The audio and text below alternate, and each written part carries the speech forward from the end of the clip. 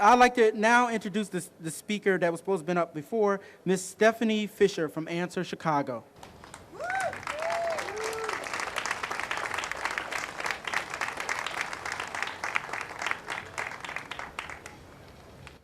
All right, let's do a chant. What do we want? Justice. When do we want it? Now. What do we want? Justice. When do we want it? Now. What do we want? Justice. When do we want it? Now. It's great to be with everybody here in the streets tonight, and in a little while we'll be marching together. It's really great. On July 23rd in Los Angeles, Victoria Arellano, a transgender immigrant, died in the custody of Homeland Security's Immigrant and Customs Enforcement Agency. She was 23 years old. Detained for 2 months, she was refused access to AIDS medication that would have saved her life. Arellano spent much of the time she was detained struggling to get ICE agents to provide her with AIDS care that she badly needed. Her demands were ignored. In the last 2 years, 62 immigrants have died in ICE custody, most due to inadequate medical care. In Arellano's case, the ongoing repression against undocumented workers was amplified by discrimination against her for being a transgender woman. Homeland Security and the U.S. government are directly responsible for her death. Inequality, intimidation, and violence directed against LGBT people, immigrants, African Americans, Latinos, women, and many other communities are, of course, nothing new. They are not isolated incidents, and they are constant, and they are the norm. Despite the enormous wealth, this is a deeply unequal and bigoted society. The rich have never been richer, yet racism and all forms of discrimination and bigotry are on the rise and being encouraged at the highest levels of government. The government and the Pentagon continue to fund and escalate an unpopular war and brutal occupation in Iraq, as hospitals and schools are closing here in Chicago and across the country. But we will not be defeated and we will not be divided. In the hours before Arellano's death, her fellow prisoners rallied to her aid, chanting, "Hospital, hospital," and over until the guards were forced to send her to the hospital. Unfortunately, it was too late for Arellano. On October 27th, thousands of people from all over the Midwest will be converging on Chicago for a nationally coordinated regional anti-war march to end the war now. On that day, the Answer Coalition will be marching for Victoria Arellano and full equality for LGBT people, immigrants, women, and all. Sisters and brothers, let's build a people's movement, the kind that won't stop until we win justice for Matthew Shepard, Victoria Arellano, all LGBT people, and everyone. Full equality for immigrants now, freedom for LGBT people, freedom for the people of the Middle East, U.S. out of Iraq. Let's stay in the streets, let's stand up for each other, and we will win. What do we want?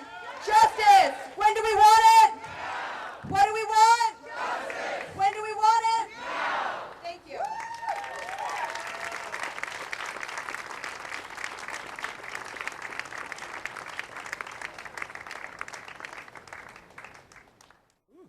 The next person I am very, very proud to introduce because I am a member of his organization and have been a very, very long time.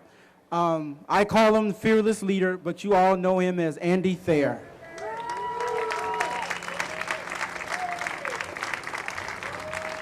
Thank you, Thomas. Well, my role tonight is to say a few words to you about the anti-war movement.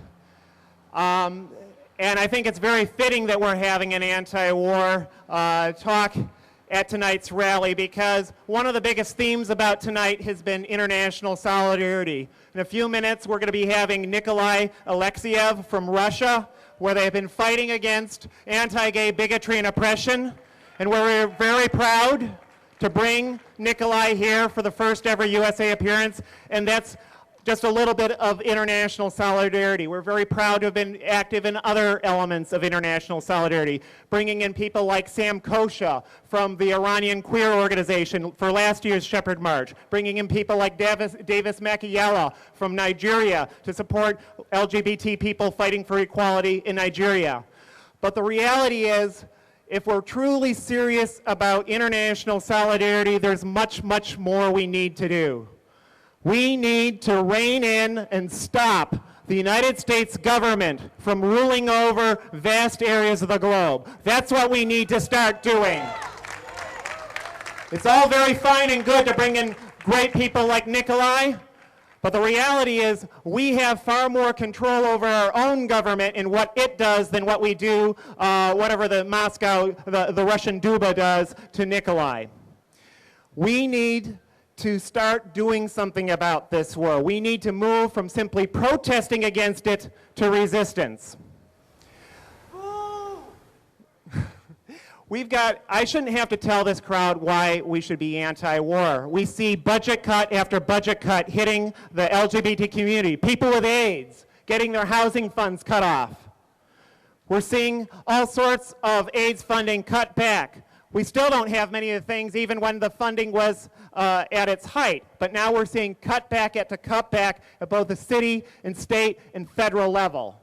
Now you cannot support a war to the tune of $150 billion. That's the last bill that the Illinois congressional delegation voted for. $150 billion for this war. You cannot have troops in 130 plus countries around the world. You cannot spend as much on your military as the rest of the world combined and have free health care and have any number of other services that our community and all communities in this country need. So if you care about those situations, about AIDS funding and so forth, we need to stop this war now. The question is, I don't think I should have to convince, 75% of Americans are against this war. The LGBT community was way against this war, way ahead of the curve on that issue than the general American populace. The real question now is, what do we do about it? A lot of people went to the polls in last November, thinking that they were going to get an anti-war Congress. Instead, we're getting a Congress which keeps on voting for war funding. The entire Illinois congressional delegation, bar none, voted for war funding just 2 weeks ago. Does that make you angry? Yeah. Worse than that, you have a situation where the presidential contenders in both parties, the leading ones anyway, I would argue, are all pro-war. Let's stand aside from the rhetoric for a moment.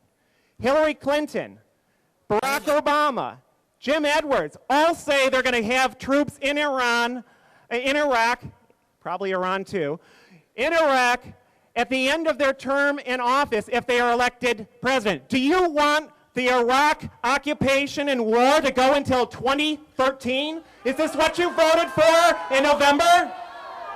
Do these candidates represent you when they say that? That's just the part of it.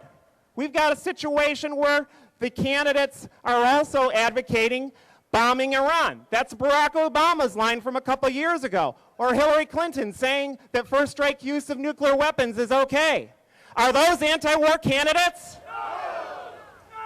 Okay, well, let me get down to what we need to do about it, because the truth is, politicians never stopped any war in the past. They didn't stop the Vietnam War. It was a combination of three factors. One, the Vietnamese people themselves resisting against American occupation. The Iraqis are already doing that. We may not agree with everything they say, but they are defending their country. The second thing is a large and vibrant domestic anti-war movement here in the United States, which in turn allows for the third and most important thing that stopped the Vietnam War, and that's military personnel themselves resisting. We're very proud to have shared the stage any number of times with Iraq Veterans Against the War, who in the current war are playing a very important role in encouraging the people to stop fighting this war. But they can only afford to do that if we build a much larger anti-war movement. And one of the keys to doing that is to getting out of the streets like tonight, grab an anti-war banner. On the 5th anniversary of the war, we'll have much bigger demonstrations as we have each year. We invite you to join in the building of that. So get out into the streets. The so-called anti-war candidates are not who are going to end this war. It's going to be people like you and people in the military saying they are not going to just follow orders. They're not going to fight in an immoral war. But for them to be able to do that, we need to be much stronger and much larger. Thank you very much.